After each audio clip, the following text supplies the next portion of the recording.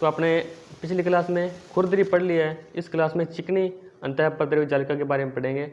चिकनी के बारे में अपने पढ़ें तो क्या कुछ होगा। वैसे अगर इसके बारे में बात करें तो चिकनी अंतःपद्रव्य जो जालिका होती है इसके ऊपर राइबोसोम नहीं होते हैं। ये वसा स्टीरोइड अणु आदि कोशिका के अंदर रहती है, फिर परिवहन करती है। ये कैल्शियम की सांद्रता में सहायक होती है। यह कुछ प्रोटीन वसा कोशिका झिल्ली को बनाने में भी सहायता प्रदान करती है। ऐसे कई सारी बातें हैं जो अपने आज लिखने वाले हैं। चलो पढ़ें आज। किसको पढ़ेंगे? आज पढ़ेंगे चिकनी अंतःपद्रव्य जालिका, स्मूथ एंडोप्लाज्मिक रेटिकुलम के बारे में लिखने वाले हैं। ठीक है, लिखेंगे।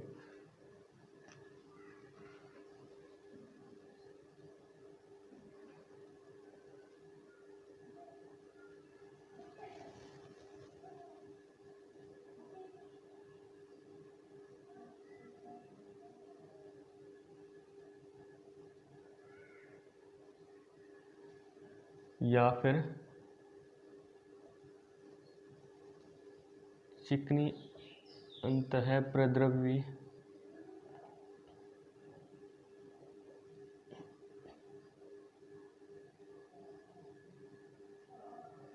चिकनी अंतःपद्रव्य जालिका। ठीक है, इसके ऊपर राइबोसोम नहीं होते हैं। यह वसा स्टीरोइड अणु आदि कोशिका के भीतर परिवहन करती है। ये बातें लिखेंगे।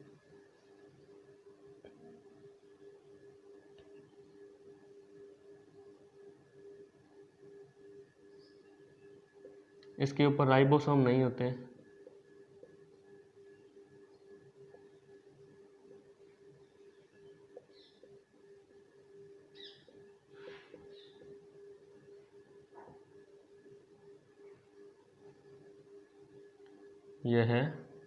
यह वसा स्टीरोइड अणु आदि कोशिका के भीतर परिवहन करती है।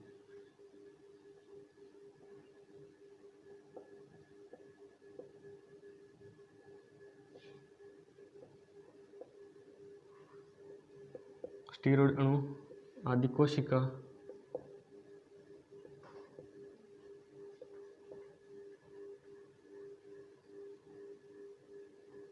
के भीतर परिवहन करती है।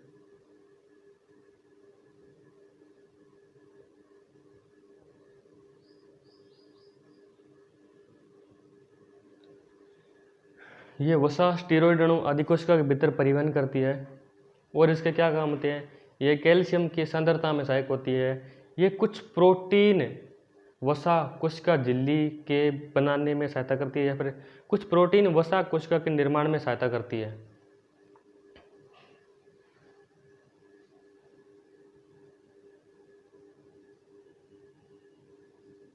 यह कुछ प्रोटीन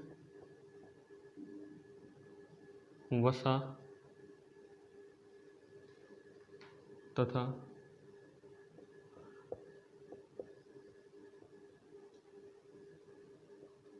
कोशिका झिल्ली के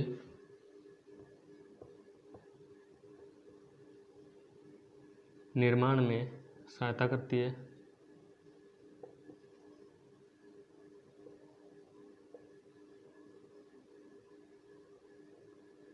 कुछ प्रोटीन वसा कोशिका झिल्ली के निर्माण में सहायता करती है और इसके क्या काम होते हैं? अगर इसके कार्यों की बात करें तो इसके कार्य होते हैं कि कोशिका द्रव्य तथा केंद्रक के मध्य परिवहन करने के लिए नलिकाओं के रूप में काम करती है। इसके काम लिखेंगे। ठीक है, कार्य।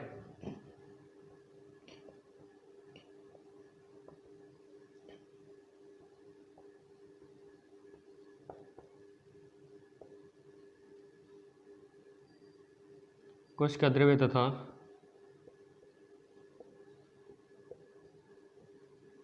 केंद्रक के मध्य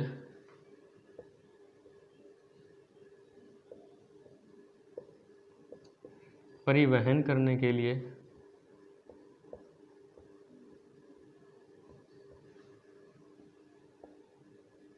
कोशिका द्रव्य केंद्रक के मध्य परिवहन करने के लिए नलिकाओं के रूप में काम करती है।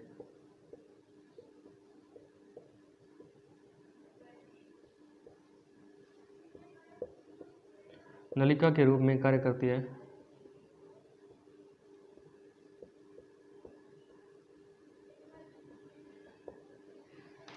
और इसके क्या काम होते हैं? यह कोशिका द्रव्य केंद्र के मध्य परिवहन करने के लिए नलिकाओं के रूप में काम करती है, ठीक है। और इसके काम की बात करें तो कोशिका जो खुद के कोई भी काम करते हैं, यानी कि कोशिका जो होती है अगर खुद का कोई भी काम करे तो उसके काम में यह समझ लो कि हाथ बढ़ाती है, वो देसी भाषा में बोलते हैं, यानी कि कोशिका के कार्य में सहायता प्रदान करती है, कोशिका को काम करवाती है। चिकनी अंतःपत्रवीय जालिका कोशिका विभाजन के समय कोशिका प्लेट तथा केंद्रक झिल्ली के निर्माण में सहायक होती है।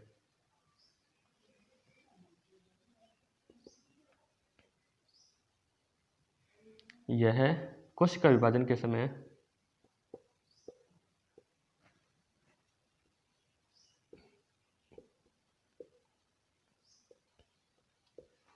कोशिका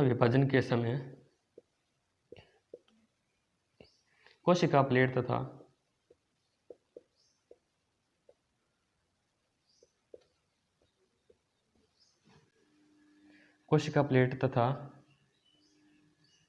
केंद्रक झिल्ली के निर्माण में सहायक होती है। केंद्रक झिल्ली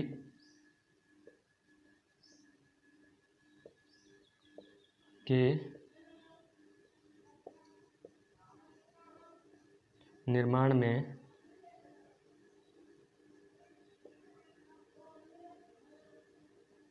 निर्माण में सहायक होती है,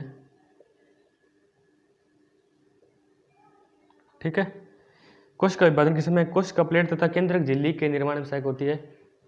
समझ में आ गया? एक बार बता देता हूँ, यह कोशिका विभाजन के समय कोशिका प्लेट तथा केंद्रक झिल्ली के निर्माण में सहायता करती है। और इसके दो पार्ट होते हैं, ठीक है, जिनको माइक्रो बॉडीज बोलते हैं, या फिर इसके अंदर ही आते हैं कुछ पार्ट होते हैं, यानी कि पहले वो लिखेंगे, इसके अंदर एक मेन पार्ट आता है उसको कहते हैं माइक्रो बॉडीज, ठीक है। तो इसी के नीचे लिखते हैं माइक्रो बॉडीज।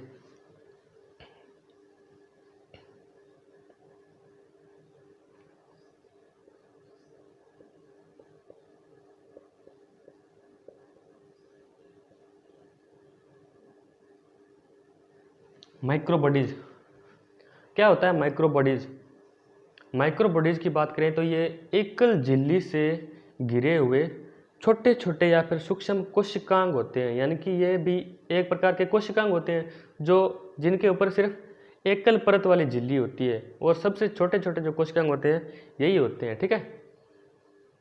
और इसके बारे में क्या बात करें कि माइक्रो बॉडीज ऑक्सीजन का अवशोषण करते हैं, श्वसन में सहायता करते हैं, ठीक है। इसके कार्य ये लिखेंगे।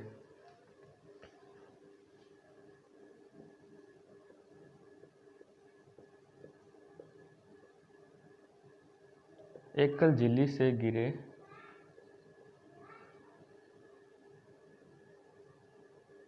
सूक्ष्म कोशिकांग होते हैं,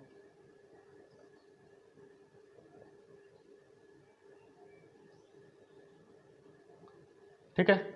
एकल झिल्ली से घिरे सूक्ष्म कोशिकांग होते हैं, और इसके क्या काम होते हैं? ये ऑक्सीजन का अवशोषण करते हैं, ऑक्सीजन का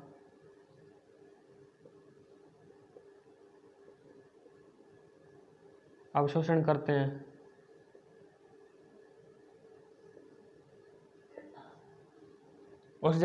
करते हैं, और इसके क्या काम है? ये श्वसन में सहायता प्रदान करते हैं,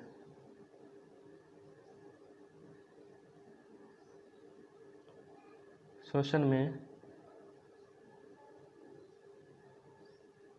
सहायता प्रदान करते हैं,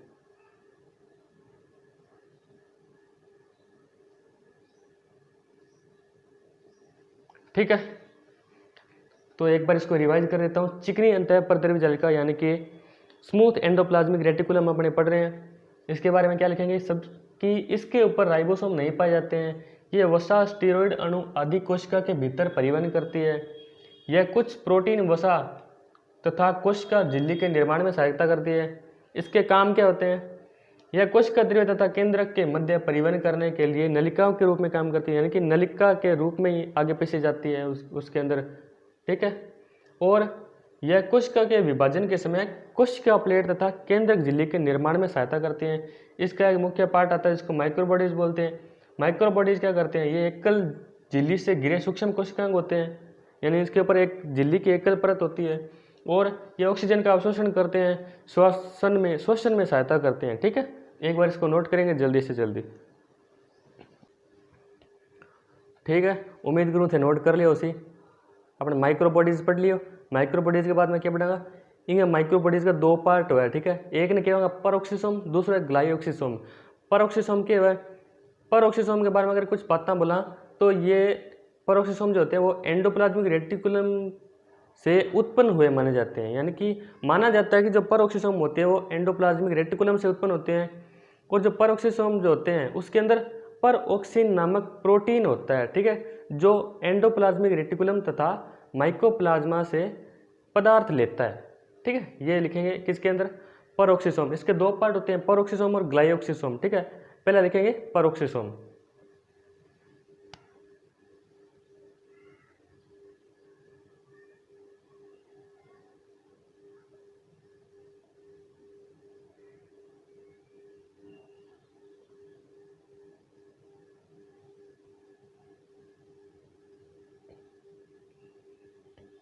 परऑक्सीसोम ये अंतःप्रद्रवी जालिका या फिर एंडोप्लाज्मिक रेटिकुलम से उत्पन्न हुए माने जाते हैं।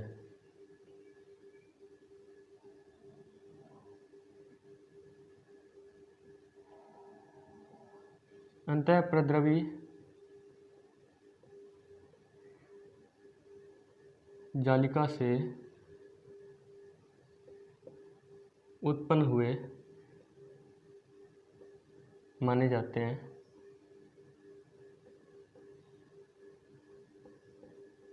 ये अंतःप्रद्रवी जालिका या फिर एंडोप्लाज्मिक रेटिकुलम से उत्पन्न हुए माने जाते हैं।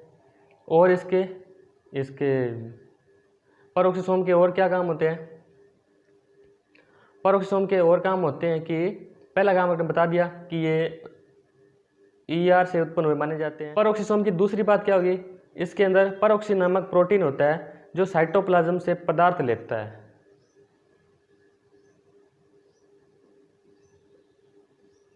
इसमें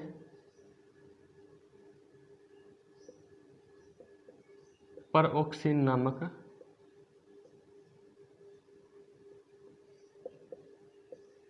प्रोटीन होता है।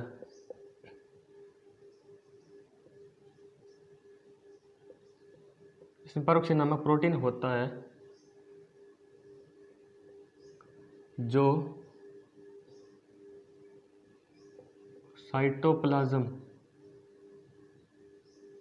साइटोप्लाज्म क्या बताया था, कोशिका द्रव्य। ठीक है, साइटोप्लाज्म से पदार्थ लेता है।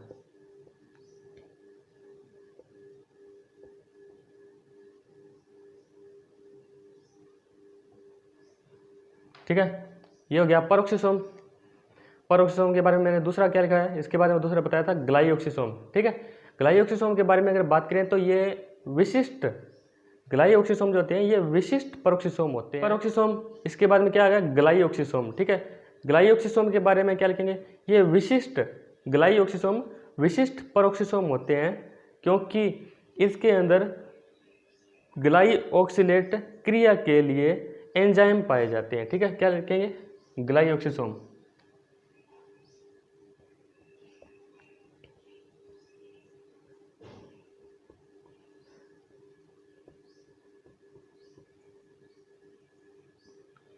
ठीक है, ग्लाइऑक्सीसोम के अंदर क्या लिखेंगे, ग्लाइऑक्सीसोम के अंदर क्या लिखेंगे, ये विशिष्ट परऑक्सीसोम होते हैं।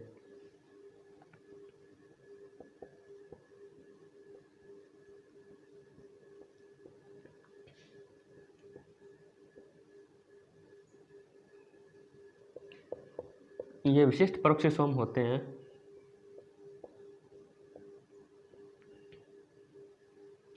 क्योंकि इनमें ग्लाइऑक्सिलेट क्रिया के लिए एंजाइम पाए जाते हैं। ठीक है,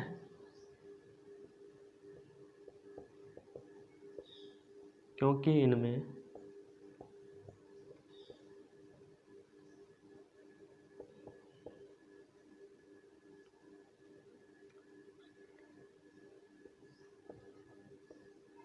ग्लाइऑक्सिलेट क्रिया के लिए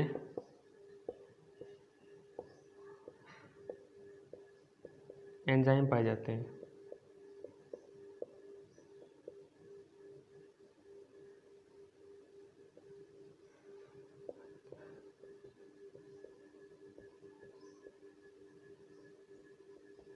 ठीक है, क्योंकि इनमें ग्लाइऑक्सिलेट क्रिया के लिए एंजाइम पाए जाते हैं। तो ठीक है, आपकी एंडोप्लाज्मिक रेटिकुलम जो होती है वो कंप्लीट होती है। इसके बाद में कल अपने नेक्स्ट कोई दूसरा कोशिकांग पढ़ेंगे। ठीक है, तो आज की क्लास अपनी इतनी रहेगी। थैंक यू, शुक्रिया।